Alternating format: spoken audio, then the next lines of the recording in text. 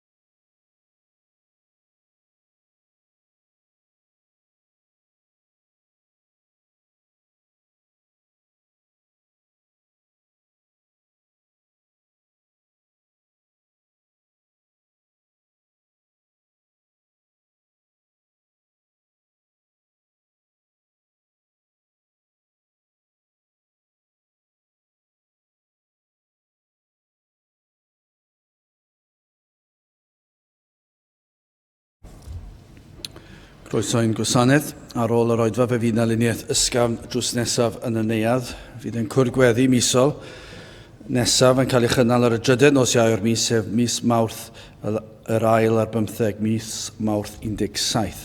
Fydd yn hoedfa nesaf pnawn Sul ym 3:30. Nawr wrth ni gymryd y casgliad gen i ganu tra'r un heistedd emyn rhif 255. 255 o arglwydd dyro awel a honno'n awel gref i godi fy ysbryd egwan o'r ddeiar hyd y nef. 255 gen i eistedd i ganu hon.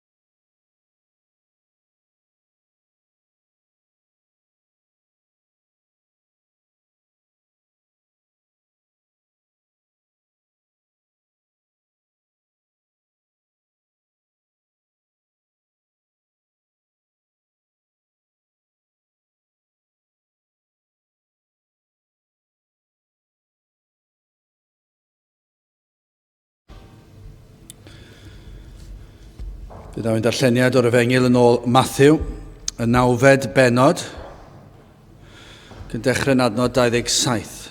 Matthew, penod 9, adnod 27.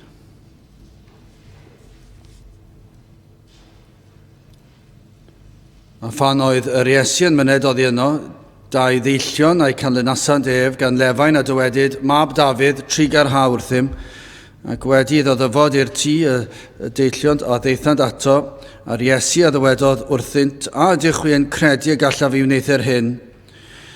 Hwy a ddywedasant wrtho, ydym arglwydd.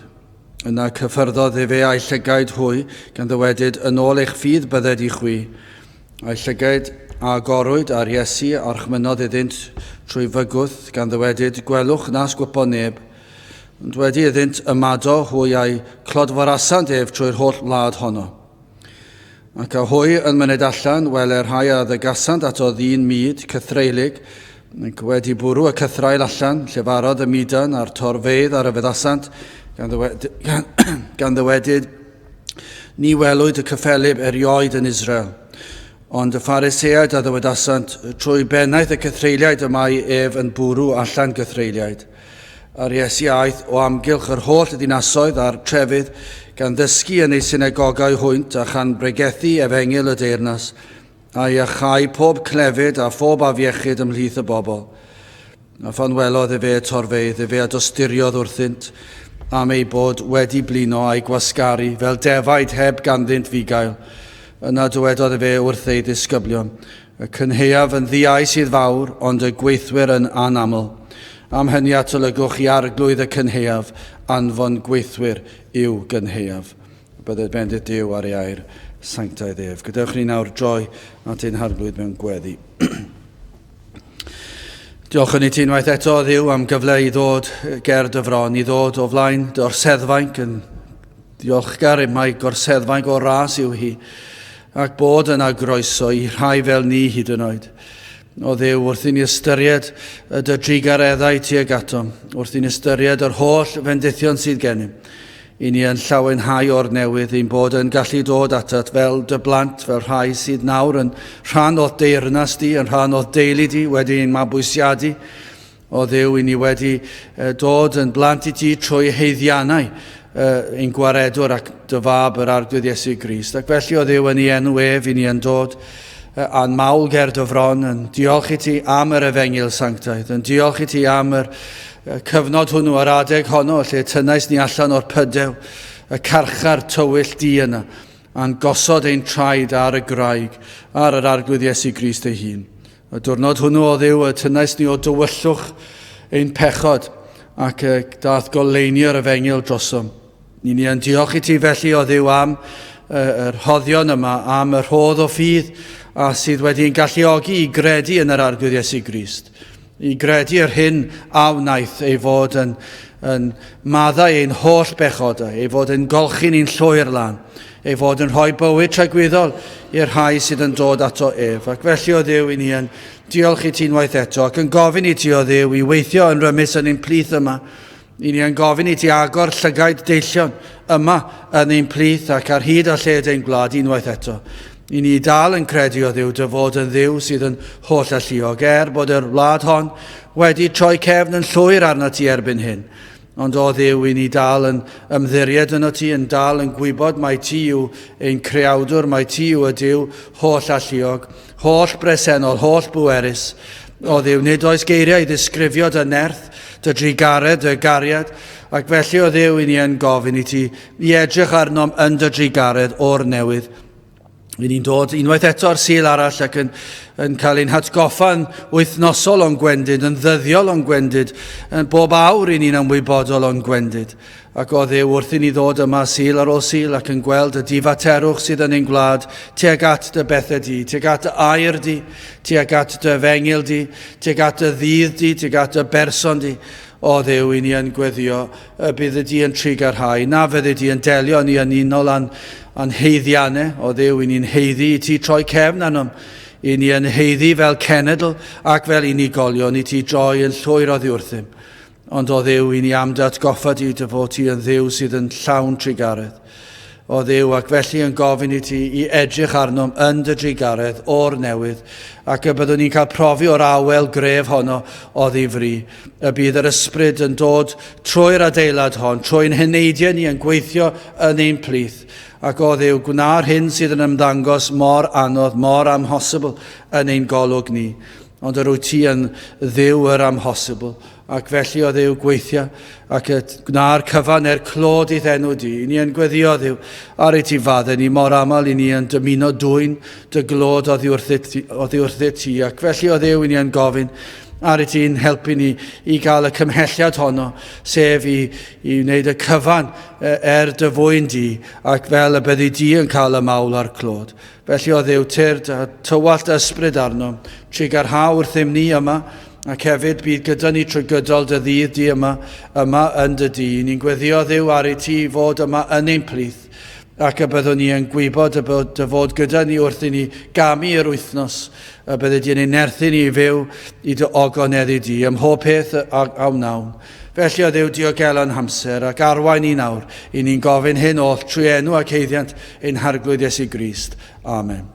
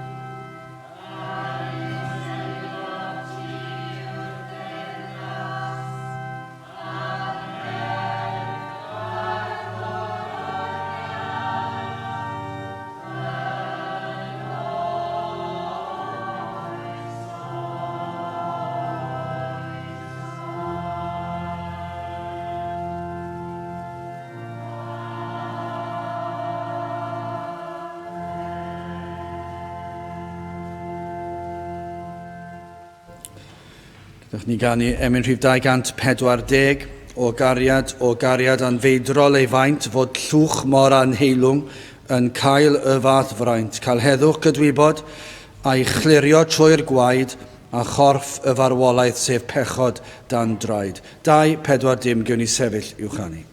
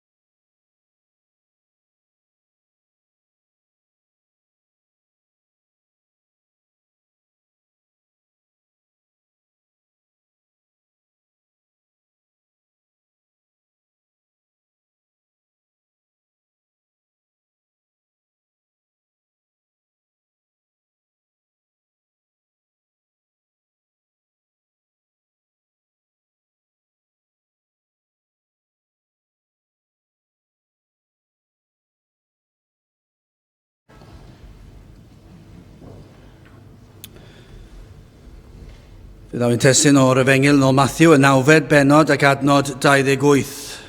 Matthew penod 9, adnod 28. Ac wedi ddod i'r tŷ, y deillion a ddeithant ato ar Iesu a ddywedodd wrthynt, a ydych chwi yn credu y gallaf fi wneithir hyn, hwy a ddywedasant wrtho, ydym arglwydd. Yn aml yn hanes yr eglwys, i ni yn darllen am y modd y mae Duw yn gweithio ac yn gweithio mewn ffyrdd rhyfedd, mewn ffyrdd na ddisgwylir. I ni yn darllen am bobl anisgwyl yn ein barn ni. Mae'n rhyfedd ein bod ni'n gallu dod at y casgliad yma. Yr rhai y bydden ni yn disgwyl, bydden dod i gredu, does dim byd pellach o'r gwirionedd. Yn athrawieithol, felly yn ddiwynyddol, mae'n beth rhyfedd bod hyd yn oed y fath cysyniad yn gallu mynd trwy'n pennau, bod na rhyw fath o ddisgwyl y math o bobl bydden dod i gredu. Ac eto i gyd, i ni yn darllen ac i ni'n clywed am bobl ac rhywsut neu gilydd i meddwl, wel, bydden ni byth wedi dychmygu bydd ar heini wedi dod i gredu. Ac eto i ni'n gwybod beth yw ein natur ni a beth yw natur Duw a beth yw'r ffordd y mae'n gweithio. Yr rhai nad ydyn ni yn disgwyl am ryw reswm yn y ffordd rhyfedd i ni'n meddwl yna yn dod i gredu. Ac eto yr rhai byddwch chi'n disgwyl. Ac efallai rheswm ni'n meddwl fel hyn yw, falle yr rhai sydd wedi dod i gliw yr Efengyl. Ac felly y breintiau di-ri sydd ganddynt. Ac mi fyddwch chi wedyn yn dweud, yn gwybod nad oes na reidrwydd y bydden nhw'n dod i gredu. Ond yma na rhywbeth am y ffaith, y fraint ac i chi sydd yma, y fraint o cael clywed yr Efengyl wythnos ar ôl wythnos, cyfarfod pobl ifanc, cyfarfodydd pregethu, cynadleddoedd, yr holl gyfleoedd yma, ac eto i gyd, rheini yn aml yn troi cefn. Ac yna efallai rhywun sydd erioed wedi troedio mewn eglwys, erioed wedi clywed am Grist, ac yna'n clywed am ffordd iachawdwriaeth, ac yn ei werthfawrogi yn syth, ac yn ymateb, ac yn ildio, ac yn credu.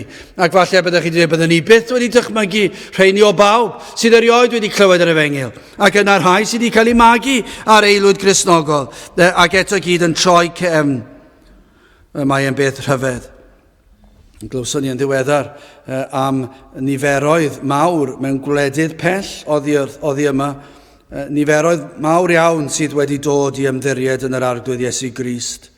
Gwledydd rhai, falle sydd erioed wedi cael yr Efengyl yn hanesyddol, felly ddim wedi dod ar ei draws, ond eto yr Efengyl yn gweithio, y Duw trwy ei nerth yn gweithio yn ei plith. Ac yma i ni yng Nghymru. Yr un wlad wedi bendithio gymaint â Chymru. Pan ni'n ystyried ein gwlad fach ni ac wrth edrych ar hanes gwledydd y byd i gyd, a oes na wlad tebyg i Gymru yn holl wledydd y byd. Ewch edrychwch ar eich mapiau gatre, edrychwch i weld, a oes na unrhyw wlad sydd ar hanes fel ein gwlad ni. A di Duw wedi trigarhau wrth unrhyw wlad gymaint ac mae wedi trigarhau wrth Gymru. Ac byddwch chi'n ffeindio fe'n anodd i ffeindio rhywun, unrhyw wlad sydd ag hanes o ddiwygiadau di-dor dros gyfnod o 200 mlynedd a fwy ymhellach yn ôl. A pan ni'n meddwl am hanes Cymru, ac yna'n edrych ar hanes ein gwlad ni dros y ganrif ddiwetha, ac yna'n edrych ar cyflwr ein gwlad ni bellach, mae'n dor calon yn diwedd. Ac eto ni'n gweld y gwledydd yma sydd erioed wedi clywed yr Efengyl. Ac eto mae Duw yn gweithio yn rymus. Yn yr anisgwyl byddwch chi'n meddwl. Byddwch chi'n meddwl o bob gwlad. Mi fyddwch chi'n meddwl oedfa Gymraeg. O'n i'n dweud eithriwr, faint sydd o siaradwyr Cymraeg yng Nghymru? 40,000, 50,000 yng Nghaerdydd hynny yw. Yng Nghaerdydd yn y brifddinas, 40,000, 50,000 o siaradwyr Cymraeg. Ac eto gyd, faint sydd yma? Prin neb. Dim diddordeb. Y pobl sydd wedi cael gwahoddiadau, miloedd ar filoedd o bobl wedi cael gwahoddiadau i gwasanaethau'r plant ac yn y blaen. Ac eto faint sydd am ddod, dyn nhw ddim eisiau dod, ble maen nhw?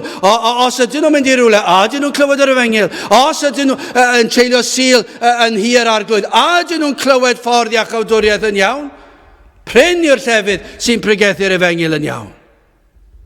Ac yna i chi'n meddwl, beth sydd yn digwydd heddi? Bydd y mwyafrif heddi. Cymru, yr ahau sydd wedi cael ei magu a'r wlad sydd wedi cael ei bendithio cymaint. Ac eto gyd, be maen nhw'n neud? Maen nhw'n marfer pêl-droed bore yma, ymarfer rygbi pynaw yma, ac yna treulio'r noson yn gwylio'r teledu heno yma. A ddim yn ystyried dydd yr arglwydd. Ac eto, ewch i gwledydd pell y byd. Sydd erioed wedi clywed am Grist ac wedi cael ei magu ar eilyn addoliaeth. Ac yna beth sy'n digwydd? A mae Duw yn ei ras yn gweithio ni prith nhw. Nawr ni'n llawenhau am hynny, ond i ni'n torri'n cylonau am ein gwlad ni. Yr annisgwyl. Mi fyddech chi'n disgwyl yma yng Nghymru. A yw Duw yn barnu'n gwlad? Wel, dydw i ddim yn gwybod. Ond mae'r annisgwyl yn bosib, ac efallai ei bod ni wedi dod i'r categori na bellach. Ni yw'r annisgwyl bellach. A fi Duw yn ei ras yn gweithio yn ein plith ni. Wel, mae'r rhaid i ni gredu yn yr annisgwyl, ac fel hyn mae Duw yn gweithio. Dyw e ddim yn mynd i o reidrwydd gweithio ymhlith yr rhaid ni'n disgwyl. Dydy'r ffaith bod rhywun wedi cael ei fagu ar aelwyd Gristnogol, i ni wedi profi fe'n dod tro ar ôl tro yn golygu dim. Dyw e ddim yn golygu dim. Mae'r ffaith bod chi wedi clywed yr efengyl ers yn fab anod bach, dyw e ddim yn golygu dim. Ac fe allwch chi droi cefn yn llwyr. Wel, mae yna hanesy'n o'r annisgwyl fan hyn efallai. Hoffwn i am gyntaf edrych ar yr agwedd o'r adnodau yma, yr ymwybyddiaeth o gyflwr, cwestiwn holl bwysig yn cael ei ofyn yn ail ac yn olaf cyffes gadarn. Wel, yn gyntaf, yr ymwybyddiaeth o gyflwr. Yr hyn i ni'n ei darllen fan hyn. Hyn sydd yn wir mewn sawl maes o fywyd. Wrth deithio, efallai, os ych chi wedi bod yn teithio yn y car i rwle, efallai ar eich gwyliau, ac wrth ddarllen map, ond nid oes rhaid i chi wybod ble ydych chi ar y cychwyn, cyn darganfod y ffordd yn iawn. Dwi wedi cael yn al allan sawl gwaith, dyna pam dwi mor ddiolchgar am y teclynnau bach yma, y peiriannau chi'n gallu gosod ar sgrin y car, achos o'n i bai am hynny wrth i fi fynd o gwmpas y wlad yn falle'n pregethu o dro i dro mewn ganol dinas yn Lloegr rwle, a bydde dim syniad fi, sut o'n i'n neud e cyn cael y teclynnau yma, does dim syniad gen i. Mi roi rhaid fi treulio trwy'r fod 2 awr ychwanegol ar y daith i ddod o hyd i ben y daith, achos dwi ddim yn un dda yn darllen map ar y gorau, ond tra'n gyrru car ar ben fy hunan, mae y bron iawn yn amhosibl. Ar y degau dwi wedi dechrau wedi ffeindio ble rydw i, ond dwi wedi ffeindio ble rydw i yn y lle anghywir. Doeddwn i ddim yna. A ni'n mynd i'r lle anghywir i ddechrau, a dim syndod bod fi ar goll wedyn ni, ond ni'n meddwl, wel, joio i'r dde fan hyn, ac yna, na, dwi hwnna ddim yn gwneud synwyr. Mae'n rhaid i chi wybod ble rydych chi ar y map cyn gallu ffeindio pen y daith. Ond yn ysbrydol felly, ond nid yw e mor bwysig. Mae pob un ohono ni yma yn yr union yr un cwch. Fe anwyd pob un ohono ni yn rhai sydd ar goll yn pobl sy'n ddall yn ysbrydol. Ganwyd pob un yn bechaduriaid. Yr oedd y ddau yma yn ddall. Ac felly roedden ni yn ddall, yn bechaduriaid. Yr ffaith rhyfeddol syfrdanol, ond mae e'n ffaith ddiamheuol. Does dim cwestiwn am y peth. Ni all yr un person ddadle ar hyn. Me fedrwn ni ddadle am lawer o bethau, falle colli'r ddadl. Ond mae yna rhai pethau dwi'n eitha sicr amdano. Fedra i byth colli'r ddadl. Mae'n ambell i beth, dwi'n mor bendant, a dwi'n rhestr hir iawn, ond mae'n ambell i beth, fedrai fynd anad unrhyw un a dweud wrthyn nhw, dewch chi at dadleuon, a newch chi byth curo ni mewn dadl. A dyma un ohonyn nhw, ganwyd pob un yn bechaduriaid. Lle bynnag yr ewch, mae hyn yn wir am bob un babi a aned, fe aned y babi hwnnw yn bechadur. Mae'r byd yn aml yn ategu'r ffaith yma. Ond ydyn nhw, bydden nhw'n dadle gyda'r hyn dwi newydd i ddweud, ond eto gyd, yr hagrydd y peth yw, mi fydden nhw'n dweud hyn, does neb yn berffaith. Maen nhw'n dweud na. Maen nhw'n dweud e. Dwi wedi clywed e cannoedd o weithiau. Wel, does neb yn berffaith. Wel, beth mae hynny'n olygu? Wrth ddweud hynny, be maen nhw'n dweud yw cydnabod yr athrawiaeth holl bwysig o'r ysgrythyr. Yr athrawiaeth fwyaf canolog, nad oes neb yn berffaith.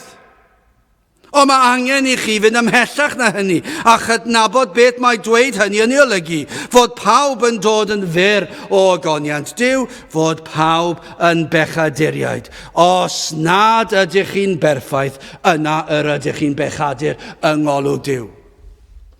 Ac yr hyn mae'r ysgrythur yn ei ddysgu yw fod yr holl berson wedi ei lygru. Pob agwedd ohono ni. Nawr I ddeall hynny'n iawn, dwi ddim yn golygu fod pob un ohono ni yn mynd I fod yn lofruddion.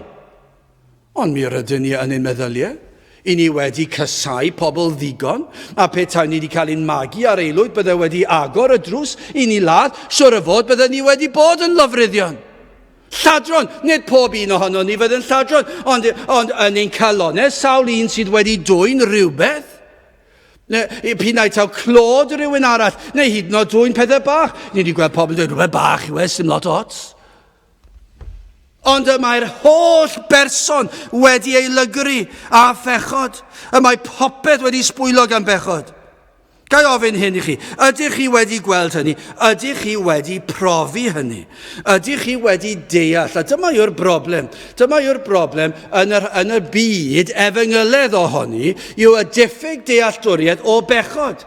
Mae yna ryw ymwybyddiaeth o bechod bron iawn ar lefel y pobl crefyddol arwynebol. Mi fydden nhw'n dweud does neb yn berffaith. Ac yna'n rhwydd iawn yn llithro oddi ar y tafod, mi rydw i'n bechadur. Mae'n ddigon rhwydd I ddweud hynny. Achos chi gallu swndio'n dda iawn dweud, dwi'n pechadur ydw I, a dwi ddim yn berffaith. Ond gai ofyn, ydych chi wedi deall, ydych chi wedi profi, a yw'r ysbryd glân wedi agor eich llygaid I weld difrifoldeb eich cyflwr, I weld pa mor bechadurus ydych chi. A ydych chi wedi gweld beth yw heiddiant eich pechod. Mae bron iawn fel rhywun yn gyrru lawr y lôn, ac efallai ni'n dweud hyn, I ni'n gyrru falle 33 milltir yr awr. Ond 30 milltir yr awr oedd yr ardal honno. Ac I ni'n cael ein dal ar y camera. Ac yna mae rhaid mynd ar rhyw gwrs, neu mae rhaid talu rhyw ddirwy. Ac felly ni'n dweud, wel, dwi ddim mor ddrwg ar rhywun yn mynd 70 milltir yr awr lawr. Ac yna ni'n cyfynhau'r peth, ac ni'n dweud, dwi ddim yn gwybod os ydy'r gosb yn heiddiannol, bod rhaid fi talu 60 pint, a maen nhw'n cael talu 60 pint, a maen nhw wedi gwneud yr un peth. Ac ni'n dod fel hyn, a fel na ni'n aml yn meddwl am ein pechod ni. Dydw I ddim o'r wael ar rheini draw fyna, ond dwi yn bechadur, dydw I ddim yn berffaith, ond dwi ddim o'r wael yn nhw.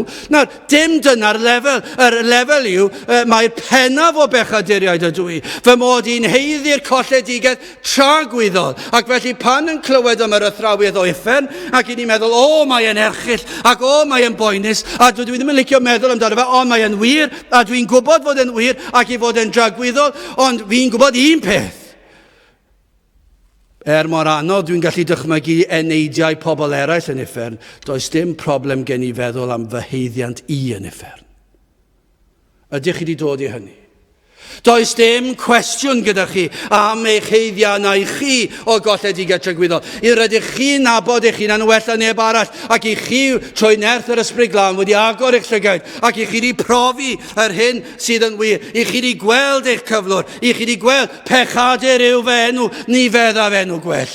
Fi yw'r un o'r gweitha, y cyfleon gefais I glywed yr efengil, a'r holl freintiau I chi wedi gael, ac eto, dwi dal yn gallu meddwl fel hyn, dwi dal yn gallu siarad fel hyn, ac felly os oes na unrhyw un yn heiddi colledigaeth, yna fi yw hwnnw. Ydych chi wedi profi hynny? Nid dydw I ddim yn berffaith. Nid, wel, pechadur ydw I. Nid yna beth I ni'n sôn amdano fan hyn. Allai ddim dychmygu'r deillion yn dweud, wel, dwi ddim yn gallu gweld yn dda iawn. Mi fydden nhw'n dweud, dwi'n ddall. Dwi ddim yn gallu gweld dim. Dwi ddim yn gallu gweld yr cam omlaen I. Dwi ddim hyd yn oed yn gallu gweld goleuni. Mi rydw fi'n ddall yn llwyr. Dyna be byddai'r deillion yma wedi dweud. Dwi'n gwbl ddall. Na rydych chi erioed wedi cael profiad felly? Roedd y ddau yma'n gwbl sicr o'i cyflwr. Ac roedd e'n bwysig bod nhw'n gwybod eu cyflwr. Ac felly, yn gyntaf deallant yn gorfforol ei bod yn ddall. Rhaid oedd cael ei tywys, ni fyddant yn gallu mynd o le I le heb gymorth, ond nid yna eich cyflwr chi, nid ydych chi'n gallu gweld yn ysbrydol dim byd. Efallai bod ganddoch chi olwg weddol yn eich barn chi o amgylchiadau bywyd ac o addysg, ond nid oes na bobl clyfar yn ei byd ni, mae hwnna'n wir, ac maen nhw'n meddwl fi. Ac hyd yn oed crefyddol a chlyfar, i ni'n gallu cael mae yna ddigon ohonyn nhw yng Nghymru dal ar ôl, chydig o bobl crefyddol, ond lot o bobl clyfar, ac yna maen nhw'n meddwl, edrychwch, dwi'n deall y pethau. Falle bod gyda chi ddeall o sefyllfa economaidd y wlad, bod chi'n deall y problemau sydd yn gwynebu'r gwleidyddion. Efallai bod chi'n gwybod am ddigwyddiadau ar draws y byd yn gallu trafod materion gwleidyddol yn ddwys yn disgrifio'r hyn sydd yn digwydd mewn gwledydd cythryblus. Gofnes i'r cwestiwn yn ddiweddar, a dwi ddim yn siŵr beth oedd yr ateb, ddim yn credu o'n nhw'n gwybod, ond licen i beth rhywun yn gallu esbonio fi, sut mae pris petrol wedi dod lawr? Efallai byddwch chi'n gallu ateb fi. Byddwch chi'n gallu esbonio fi sut mae olew wedi dod lawr a pam bod wedi dod lawr. A mae rai chi wybod y pethau yn does, mae rai chi ddeall gwleidyddiaeth a'r byd economaidd i fedru esbonio'r peth. Mae rai chi ddeall rhywbeth am natur dyn hefyd, a'r gwledydd yn ymladd yn erbyn i gilydd, a'r heini sydd ag olew, a pam bod pris wedi dod lawr am y tro? Dwi ddim yn ei ddeall, ond falle bod chi'n deall y pethau yma. Ond yn gallu roi'r holl atebion hynny. Does dim atebion ganddoch chi am y pethau pwysica. Dydych chi ddim yn gallu egluro pam ydych chi yn deffro yn y bore yn teimlo'n flin. Nid ydych chi'n gallu egluro'r gogwydd sydd ynddoch at hunanoldeb. Does dim syniad ganddoch chi sut i ddatrys eich problem o dymer gwael. Neu eich meddyliau a dyheuadau anghywir. A hyd yn oed os ydych chi yn deall yn gallu rhoi rhyw ateb i chi, dydych chi ddim yn gallu rhwystro fe. Mor gryf yw pechod. Dydych chi ddim yn deall eich pwrpas ar y ddaear, na phwrpas neb arall o ran hynny. A hyd yn oed petaich yn dechrau teimlo'r gwacter, yr angen am rhywbeth arall, dydych chi ddim yn gwybod sut i'w gael. Sut i gyrraedd y man honno. Falle o'r diwedd bod chi wedi gweld bod mwy i fywyd, ond dydych chi ddim yn gwybod fel i gyrraedd fel yna, fel y deillion. Petaich chi wedi dweud, wel, mae yna gader esmwyd draw fyna, rhywle braf i eistedd law fyna, cer yna, cer i eistedd, cer i ymlacio. Sut bydde dall yn gallu mynd draw fyna? Bydde rhaid i rywun i dywys nhw, ac felly gyda chi, efallai bod chi'n nabod pobl, maen nhw'n gwybod bod na fwy i fywyd, maen nhw'n gwybod mae'r rhaid bod na bwrpas, maen nhw'n gwybod ydy popeth ddim yn dod i ben ar ôl ni farw, mae'r enaid yn profi hynny, bod yr enaid yn byw am dragwyddoldeb, ac felly mae na elfennau o hyn, mi rydych chi'n deall hynny, ond eto i chi mewn tywyllwch, mi rydych chi'n ddall. Dydych chi ddim yn gallu cyrraedd y man i chi eisiau cyrraedd. Ond ydyw llawer yn straffaglu yn ei tywyllwch fel deillion. Mae yna rhai yn ysbrydol ddall. Maen nhw'n arbrofi a gwahanol bethau. Ac yna maen nhw'n sylweddoli, does dim un o'n nhw'n llwyddo. Does dim un yn llenwi'r gwacter, adnod 27, a phan oedd yr Iesu yn myned oddi yno, 2 ddeillion a'i canlynasant ef gan Lefain a dywedyd mab Dafydd, trigar hawrthym. Ni'n gweld difrifoldeb y ddau yma. Maen nhw'n gwybod y cyflwr maen nhw ynddi. Maen nhw wedi clywed hanes am yr Iesu, ac maen nhw'n credu'r hyn y gall wneud iddynt. Maen nhw wedi clywed amdano, ac maen nhw'n dweud, fe all hwn ein helpu, a be maen nhw'n wneud? Maen nhw yn ei ddilyn, maen nhw'n cael ei tywys, maen nhw'n cael ei harwen, ac maen nhw'n ei ddilyn. Cymaint oedd ei difrifoldeb, maen nhw hyd yn oed yn llefen, yn gweiddi allan. Maen nhw'n gweiddi allan. Gan Lefain a dywedyd, mab Dafydd, trigar hawrthym, mae yna ddwyster yn y llais, does dim ots beth dywed unrhyw un arall, pwy bynnag byddai ni clywed o dim ots ganddyn nhw. Gan y deheu i'r Iesu ei clywed, mae'r ymdeimlad yma o'r sicrwydd mae dyma oedd ei hunig obaith. Dyna'r lle maen nhw wedi cyrraedd, mae'r dall siwr o fod yr oedden nhw wedi dod i'r man. Lle roedden nhw'n gwybod, os na fydd hwn yn iachau, ni fydd iachad. Dyna'r cyflwr maen nhw wedi dod ato. Siwr o fod yn gwybod, ac roedden nhw'n iawn yn doedd nhw. Achos os yn dall byddai ei diwedd nhw. Bydden nhw'n marw'n ddall. Banfaint bynnag byddo flynyddoedd bydden nhw. Ac o'n nhw'n gwybod siwr o fod, os na fydd hwn yw'r unig un, os na fydd hwn yn iachau, yna dyma fydd y cyfle olaf. Byddai ar ben ar ei gobeithion. Chi'n gwybod beth, dyna ble sy'n rhaid i chi gyrraedd y man honno. Gai ofyn i chi, a oes yna cri yn y galon? Neu, a ydych chi'n cofio adeg pan roedd na gri yn y galon? Os ydych chi'n blant i Dduw neu'n honni bod na broffes, ydych chi'n cofio adeg pan yr oeddech chi yn teimlo'r cri yma, yr alwad yma, y bloedd yma, yr llefain yma, y deheuad yma ar i'r Iesu agosau? Ydych chi wedi dod i'r man lle gwelwch nad oes gobeith unrhyw le arall, na all grefydd arall ateb eich anghenion? Ydych chi wedi dod i'r man lle chi wedi sylweddoli nad yw'r efengyl sydd yn cael ei phregethu mewn llefydd rhyfedd, a maen nhw'n dim yn pregethu Cris croesoliedig? I chi'n gwybod na all rhain i achub, a falle bod chi wedi trio gwleidyddiaeth, a chi'n gweld dyw hwnna ddim yn rhoi ateb i'r gwacter sydd yn fe ynaid, ac efallai crefyddau eraill, ac i chi wedi gweld ar ôl pererin dodau diri, ar ôl gweddiau diri, ar ôl rhyw aberthau mawr i chi wedi wneud, nad ydyn nhw yn ateb. A ydych chi wedi dod i'r man lle Crist yw'r unig ateb? Nad oes person arall gall eich helpu? Mae Iesu Grist yw'r unig un. Mae ef yn unig gall ddelio a'ch pechod. Ydych chi wedi cael golwg ar eich pechod erioed, y gwir golwg? Ac wedyn, ydych chi wedi cael eich tywys at Grist? Mae ef yn unig gall ddelio a'ch dedfryd chi. Mae'r ymwybyddiaeth o euogrwydd eich pechod, ac i chi'n sylwi y pris sydd rhaid i chi dalu, mae rhaid i chi fod yn berffaith. A beth am y pechod chi wedi wneud? Mae rhaid i chi dalu'r pris am eich pechod, a fyddwch chi'n treulio tragwyddoldeb yn talu'r pris am hynny, am yr holl bechodau. Mi fyddwch chi yn treulio gweddill tragwyddoldeb. Does dim gobeith ganddoch chi, ac ydych chi wedi dod i'r man lle chi wedi clywed am un sydd wedi talu'r pris yn llawn. Ac mae ef yn unig gall ddelio a'ch pechod, ac ef yn unig gall dalu'r pris. Roedd y ddau yma wedi deall. Roedden nhw wedi deall. Roedden nhw'n ddall, a hwn oedd eu cyfle olaf. Dim syndod i ni'n darllen. Y dau ddeillion a'i canynasant ef gan Lefain a dywedyd mab Dafydd trigar hawr ddim. Ond fe fydd pob Cristion yn gallu tystio i hynny.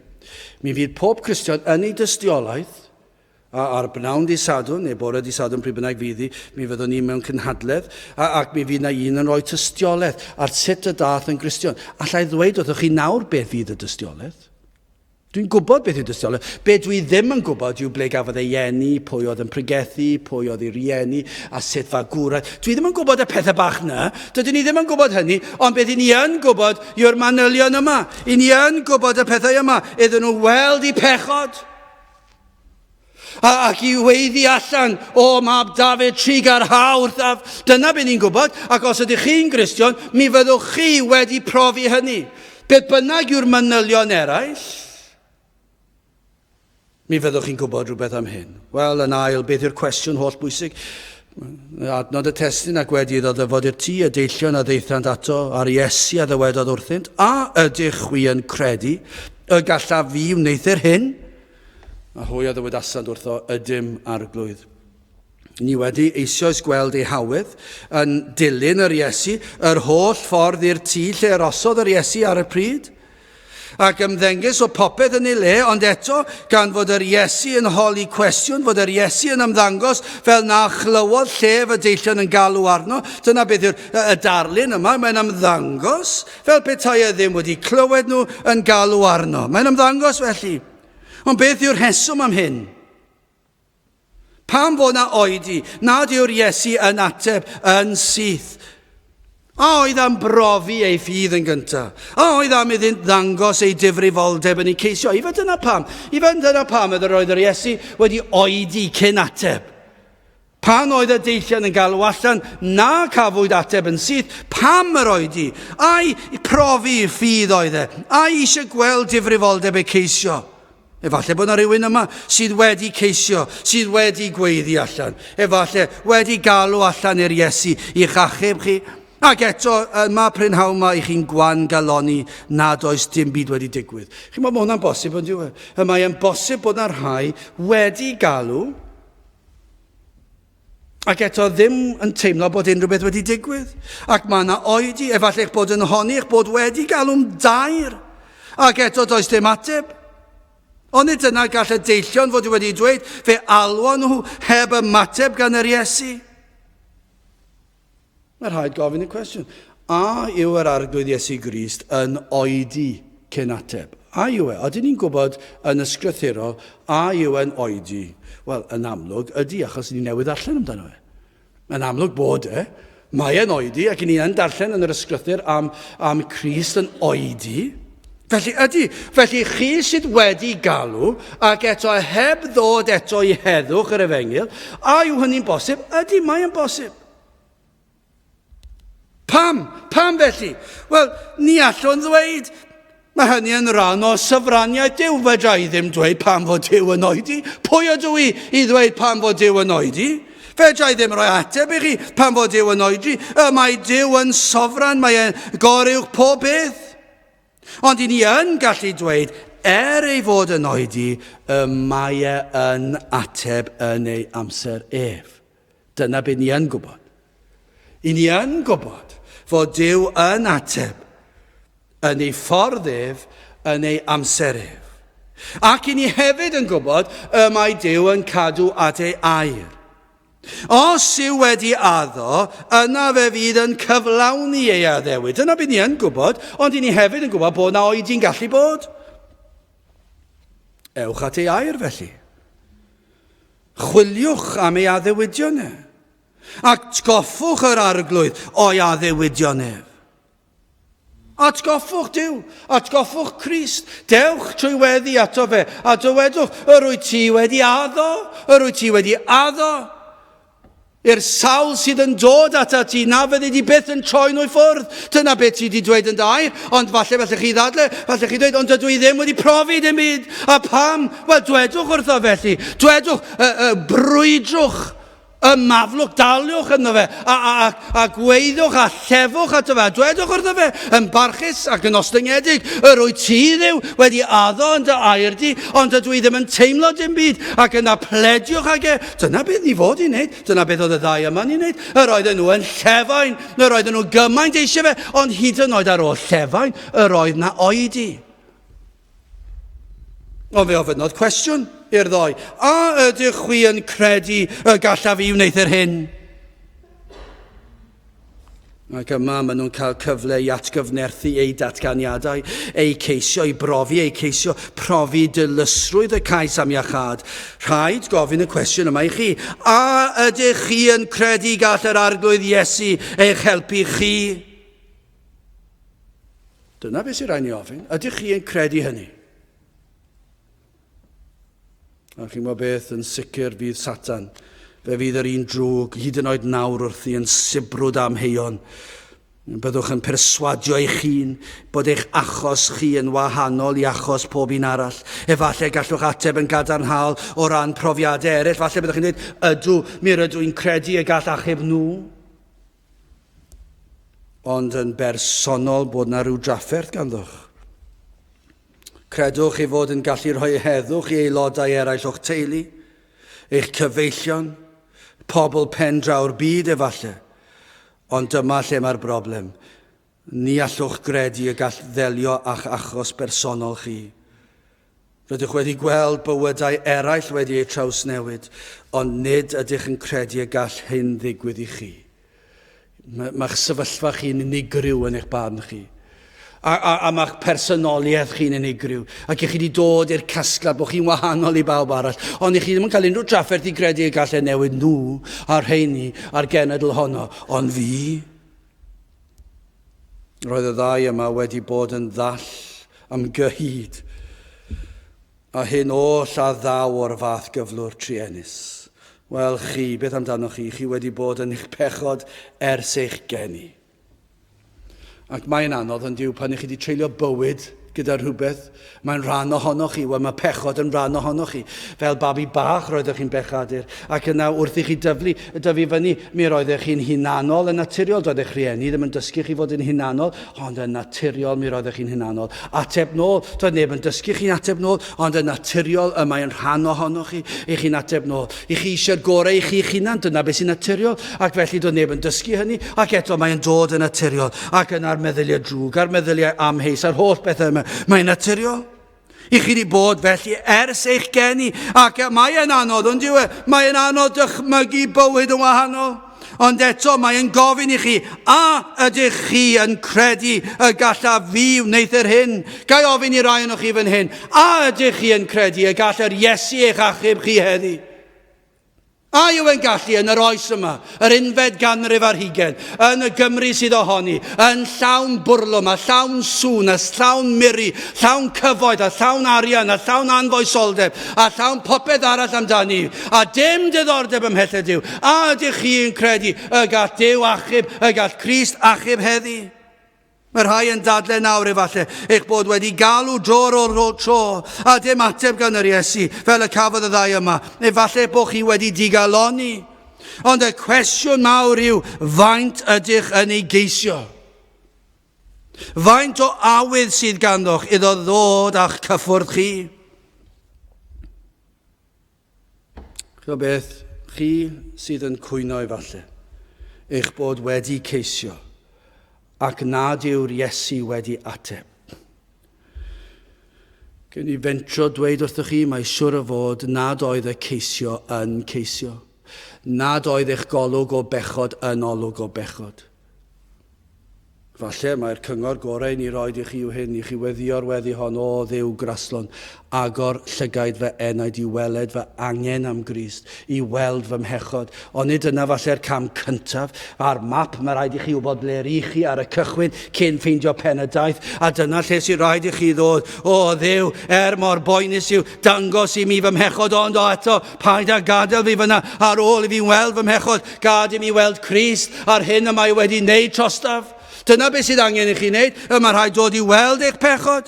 Falle dyna pam dydych chi ddim wedi galw, dydych chi ddim wedi bod yn dair, mae rhai yn honni bod nhw wedi galw, ac eto gyd, does dim ots bod nhw'n colli'r cwrdd, does dim ots bod yna oedfa bregethu wedi bod, ond nid yw e'n rhyfedd, ond ni'n dweud hynny neithio'r pobl ifanc, yr rhai sydd am geisio.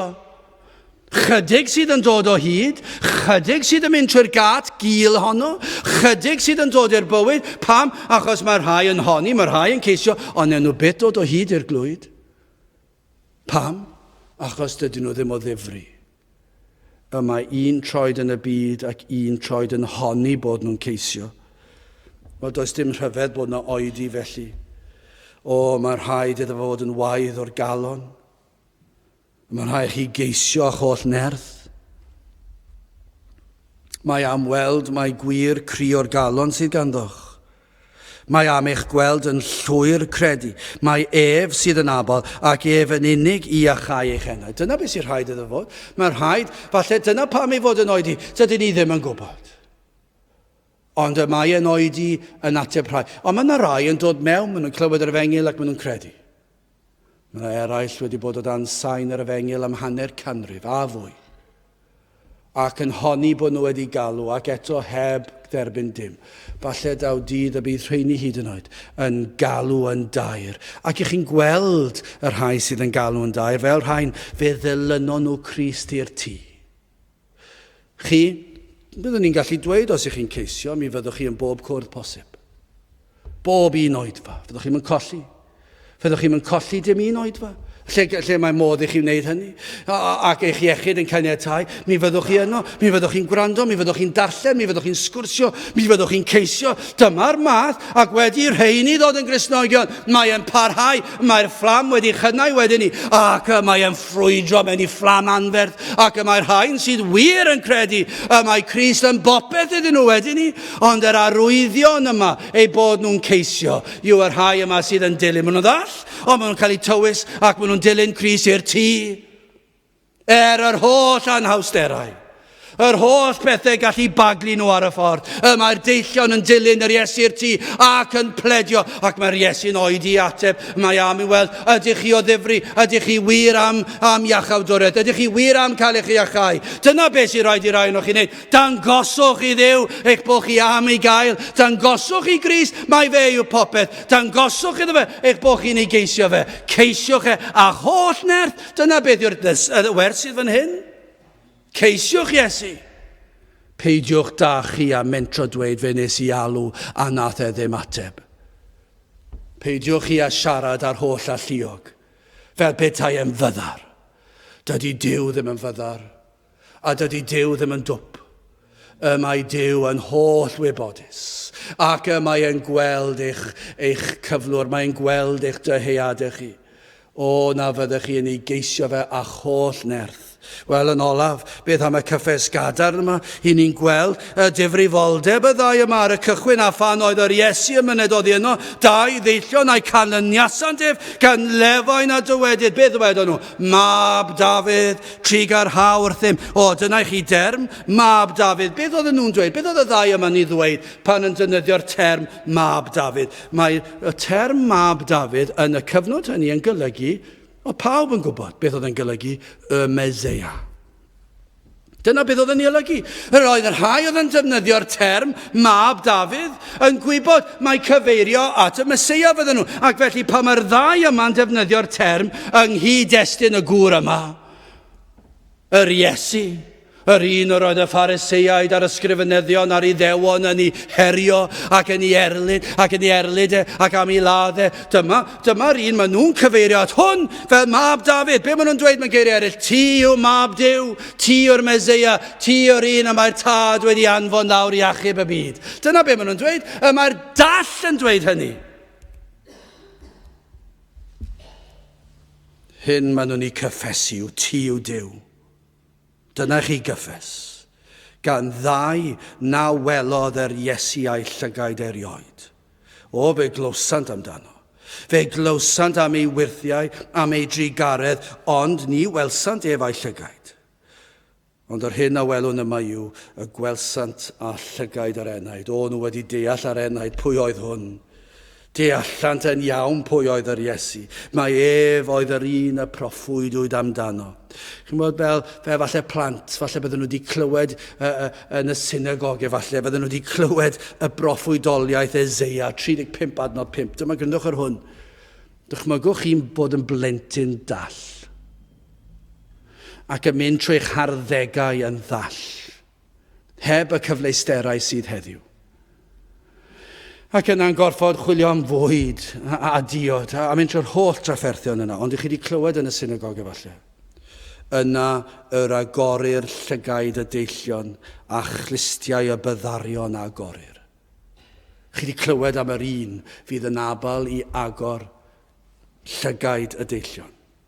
Ac felly byddai'r ddoi yma, maen nhw wedi clywed am un sydd yn agor llygaid y deillion ac yn agor clistiau y byddarion, sydd hyd yn oed yn rhoi bywyd i'r marw, sydd yn gallu clirio afiechyddo mwyaf erchill ar y croen, sydd yn lladd y corff. Maen nhw wedi clywed am yr un sydd yn gallu gwneud gwirthiau, ac yna maen nhw wedi darllen am Meseia yn dweud am y Meseia sydd yn mynd i ddod, ac mae hwn yn gallu iachau yn llwyr, ac felly maen nhw'n llawn gobaith. Ac yna maen nhw'n clywed, nid yn unig bod na un, a'i fod nawr yn byw yn ystod eu cyfnod nhw, ond bod yma yn yr ardal yr oedden nhw, a mae o'i blaenau nhw. Maen nhw'n clywed am yr Iesu, dim syndod bod nhw'n dilyn y Meseia. Maen nhw'n dweud, Mab Dafydd, achub ni, iachau ni, agor ein llygaid ni.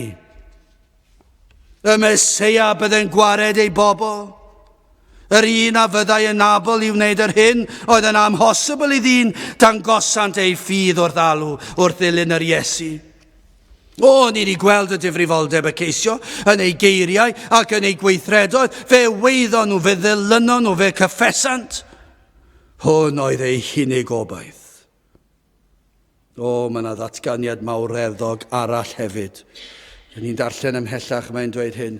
A ydych chwi yn credu y gallaf fi wneud yr hyn, a dyma'r ateb. Dyma chi ddatganiad. Hwy a ddywedasant wrtho, ydym arglwydd, ydym. Hyn oedd i'w ddisgwyl wedi'r fath geisio, y difrifoldeb, y fath gyffes mae hwn oedd y Meseia, Mab Duw, Mab Dafydd. Credant gair Duw am yr Iesu iddo ddod yn unswydd i achub pechaduriaid a'i o'i pechod. Dyna i chi floedd oedd honno. Ydym arglwydd. Dwi ddim yn siŵr pa mor uchel oedd y floedd. Dwi ddim yn gwybod. Ond os floedden nhw ar y cychwyn, dwi'n credu mi fydden nhw wedi dweud, o, ydym arglwydd. Doedd dim amheuaeth o'i safbwynt. Doedd dim amheuaeth o'i ffydd. Rhoddir cyffes eglur fan hyn o flaen pawb. Credant y gall hwn yr Iesu ei achau gan ei fod yn abal gwneud yr hyn a fyno. Ond beth oedd canlyniad y peth? Mae'n un peth i ofyn y cwestiwn, ydych chi'n credu y gallai iachau i chi, ac maen nhw'n dweud ydw, ond beth ddigwyddodd? Adnod 29, yna y cyffyrddodd fe a'i llygaid hwy, gan ddywedyd yn ôl eich ffydd bydded i chwi. A beth ddigwyddodd? A'i llygaid a agorwyd. Agorwyd i llygaid. Dyna i chi fendith. Dyna i chi fendith y cewch chi heddi. Os dewch chi ato. Oeddi yn bosib, dwi ddim yn edrych yn debygol iawn nag yw. Sym lot ma'n agos, capel anferth. Chydig bach yn hyd yn oed yn ymuno gyda ni'n fyw. Dim llawer, dwi ddim yn ymddangos yn bosib nag yw. Ond y mae Cris yn fab Dafydd. Mae e'n gallu achub un, fe allai hyd yn oed achub miloedd heddi. Odych chi'n credu hynny? Mor wan mae pethau, mor anisgwyl, mor anhebygol. Yr holl ragfarnau sydd gan bobl am gredu, a'r holl ofnau sydd ganddo chi, mae'n edrych yn anhebygol. Mae'n mwy na thebyg, byddwn ni'n cerdded i ddiwedd yr adeilad yma ar ddiwedd yr oedfa, a fydd neb yn cael ei hachub. Dyna'r tebygrwydd, dyna beth ni'n dod i ddisgwyl, ond dim dyna agwedd y ddau yma. Dim dyna dylen hagwedd ni fod. O, ydych chi yn credu y gall Crist achub heddi? Ac os dewch chi ato fe heddi, hyd yn oed heddi, yr eiliad hon, os yw'ch cri o'r galon, fe all achub. Cyffeswch pwy yw e. Mae mab Duw yw'r Iesu Grist, y Mesia, yr un a ddaeth o'r nef, yn ifydd hyd at y groes. Dyna'r neges yr efengil i fe. Dewch at yr un a gyflawnodd holl ofynion y ddeddf yn eich lle chi. Chi'n bod os ych chi wedi trio gwella eich hunan, fedrwch chi ddim gwella eich hunan, fedrwch chi ddim wneud eich hunan yn Gristion, ganwyd dim un person yn Gristion, a does dim un person wedi ei gwneud ei hunan yn Gristion, yn ôl Beibl, yn ôl gair Duw. Ond chi'n gwybod beth? I chi yn cael eich gwahodd i ddod at yr un mab Dafydd, yr un a gyflawnodd yr holl ofynion sydd yn angenrheidiol. Mae e wedi cyflawni'r ddeddf yn llwyr yn eich lle chi. Chi'n gwybod beth oherwydd eich pechod yma rhaid cael cosb. A honno'n dragwyddol. Ond beth ddigwyddodd? Fe ath Iesu Grist i'r groes. Ac ar y groes, nid dim ond hoelion gafodd i'r rhoed yn ei ddwylo. O beth ddigwyddodd fe nath yr arglwydd, fe nath Duw y Tad tywall ar yr arglwydd Iesu Grist, ei ddigofaint, y gosb am ei holl bobl. Fe ddioddefodd Iesu Grist boen fwyaf erchill, nid y boen gorfforol, ond y golledigaeth uffern tragwyddol am ei holl bobl. Yno ar y groes, trodd y Tad ei gefn ar y mab, a fe nath Iesu Grist cymryd y gosb yn eich lle chi. Chi'n gwybod pan ych chi'n dod at Grist yn ei amser ef, fe ddaw a chyffwrdd, nid eich llygaid chi, ond llygaid yr enaid. Fe fydd yn cyffwrdd a'ch enaid.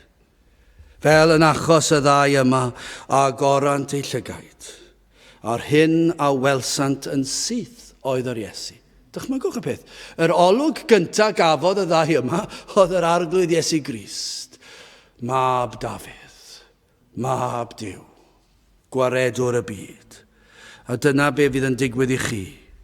Chi'n bod trwy weddi byddwch chi'n dod at Grist at y groes. Ac y bydd yn agor llygaid eich enaid i weld yr Iesu. Fyddwch chi'n deall be chi wedi bod yn canu amdano. Fyddwch chi'n deall yr hyn i chi wedi bod yn darllen amdano. Ac fyddwch chi'n sylwi mae'r Iesu i'ch gwaredwr. Chi'n bod ein gweddi heddiw y byddwch chi yn ei ddilyn e. Y byddwch chi yn galw arno fe. Ac y byddwch chi yn cyffesu pwy yw e. Ac y byddwch chi yn ymateb fel y ddau yma. A ydych chwi yn credu y galla fi wneithir hyn ac ein gweddi yw hyn. Hwy a ddywedasant wrtho ydym arglwydd. Dyna'n gweddi. A bydd na rhywun yma, neu rhyw rhai ymhellach falle sy'n gwrando, yn dweud ydym arglwydd. Mi rydym yn credu. Ac y fydd baich eich pechod yn syrthio i ffwrdd. Ac y byddwch chi'n pwyso'n llwyr ar yr arglwydd Iesu Grist. Gadewch i ni weddio.